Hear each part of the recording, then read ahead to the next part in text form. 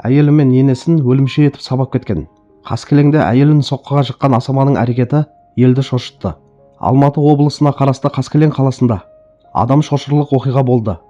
Ер адам әйелі мен енесі тұратын үйге келіп, екеуін де өлімші етіп сабап кетті. Бұл туралы Алаш.kz ұлттық порталы хабарлайды. Әйел адамның сөзіне сүйенсек, күйеуімен қазір ажырасу үстінде жүр. Ал ұрып соғып кету ол үшін қалыпты жағдайға айналған.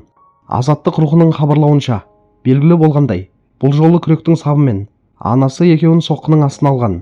Адам шошырлық оқиғаның видеосы әлеуметтік желіде жарияланды. Видеоға назар аударсақ, ер адам қолындағы таяғымен қақпадан кіріп, әйелін бірнеше мәрте ұрғанын, соққының қатты болғаны соншалық, ағаштың бір бөлігі сынып кеткенін байқауға болады. Ер адам оларға араша түспек болған келіншектің анасын да сол таяқпен бірнеше рет ұрады. Артынша аулада тұрған көліктің терезелерін шағып, жүргізуге жарамсыз етіп кетті. Ол мені кезекті рет ұрып соқты. Көлігімді де бүлдірді. Соққыдан қолым сынып кеткендей. Күректің сабымен аяғымды, арқамды оңдырмай ұрды. Анамды да соққыға жықты. Үйіміздің терезесін шағып тастады. Сол қолымды мүлдем сезбей тұрмын.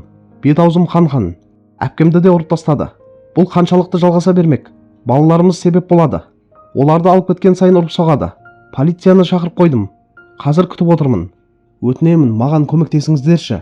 Прокуратураға да арыз жазамын, деп әйел адам көз жасын ұстай алмай болған жағдайды баяндап берді. Қадірлі көрермендер, бұл жаңалықты оқығанда ең алдымен жүрек шымырлайды. Өйткені мұнда жай ғана тұрмыстық жанжал емес, адам өміріне тікелей қауіп төндірген ауыр зорлық-зомбылық көрініп тұр.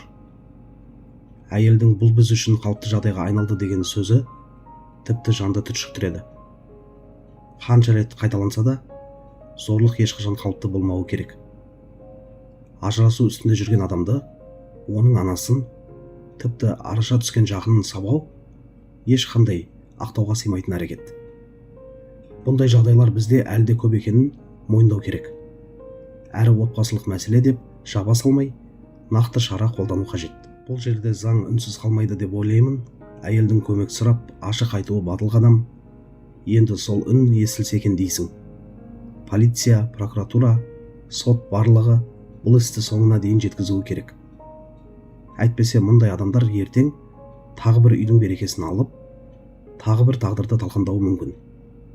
Ең бастысы, әйелдер қорықпай, зорлыққа төзбей, дер кезінде көмек сұрай алатын орта қалыптасуы керек.